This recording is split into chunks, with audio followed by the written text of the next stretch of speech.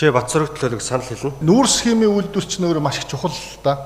Өөрөөр хэлбэл би түрүүн хоёр юмыг тодруулах гээд хэлж байгаа дүгнэлт маань юм. Нэгдүгээр нүүрс схемийн үйлдвэрийг Эрдэнэс үйлдвэр технологийн парк өөрөө тэзүүгээ хийгээд энэ тэзүүгээ батлуулаад одоо ингээд төслөө хэрэгжүүлэх гэж байгаа юм байна.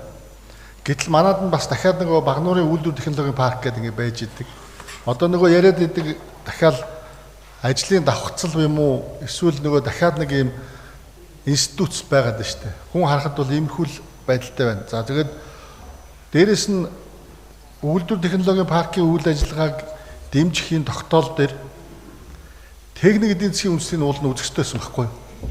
Тэгтэл техник эдийн засгийн үндэслэлийн уулын танилцуулга дээр орж ирэх ёстой байсан. Тэн дээр ямар ч одоо танилцуулга алга. Өөрөөр хэлбэл энэ Эрдэнэс үйлдвэр технологийн парк маань цаашаа ямар төсөл хэрэгжүүлэх гэж байгаа гэхээр нүүрсийг гүн боловсруулад хагас когсдсон нүүрс буюу хөх нүүрсийг дотооддоо үйлдвэрлээд за энэ үйлдвэрлэлийн хамгийн том хэрэглэгч нь Улаанбаатар хот байхгүй юу? Тэгээ цаашлаад магадгүй 21 аймаг руу явах байх л та. Тэгэхээр хэрв нэгд нийслэлийн иргэдийн төлөөлөгчдийн хурлаас дэмжиж байгаа бол энэ төслийн хөрөнгө оруулалт үр өгөөж цаашлаад хөрөнгө оруулалтын хэлбэрийг хүртэл мэдэх ёстой байсан. Тэгээ энэ дээр айгүй юм тодорхойгүй байна гэж орж иж байна. Хоёрдугаарт нь энэ дээр манай Багнуурын Улаанбаатар хотоос байгуулсан үйлдвэр технологийн парк ямар үүрэгтэй яг юу хийх юм? Би яг нэг үлэхэд Багнуурын үйлдвэр технологийн паркийг ийм унтаа байдаг гэж би сонссон. Ер нь бол манай дээр 3 парк байдаг шүү дээ. Эмээлт аргалантын, тэгээд Налаахын, тэгээд Багнуурын гэдэг. Тэгээ уул нь бол зарим нь бол айгүй өндөр хөрөнгө оруулалттай, зарим нь аймаар том явж гин гэдэг. Одоо бид нар захаас нь очиж үзэх гээд байгаа. Энэ 7 хоногт бас төлөөлөгч нь очиж үзнэ гэсэн. Тэгээ би бол яг хувьдаа бол энэ үйлдвэр технологийн Эрдэнэсийн хэрэгжүүлэх гээд байгаа төслийн үндсэн тэзүүгийн танилцаад энэ хөрөнгө оруулалтаа нь уялдуулж энэ төслийг дэмжих тогтоолыг гаргах нь зүйтэй гэсэн юм саналтай. Өнөөдөр бол яг нэг үгүй хэлэхэд тэзүү байгаа ийм төсөл хэрэгжүүлнэ гэдэг нь яг тодорхойгүй байна. Тийм учраас тогтоол дээр бол энэ удаа өөрчлөлт оруулдаг юм уу эсвэл тэзүүг үзэх ийм юм оруулж өгөөч гэж.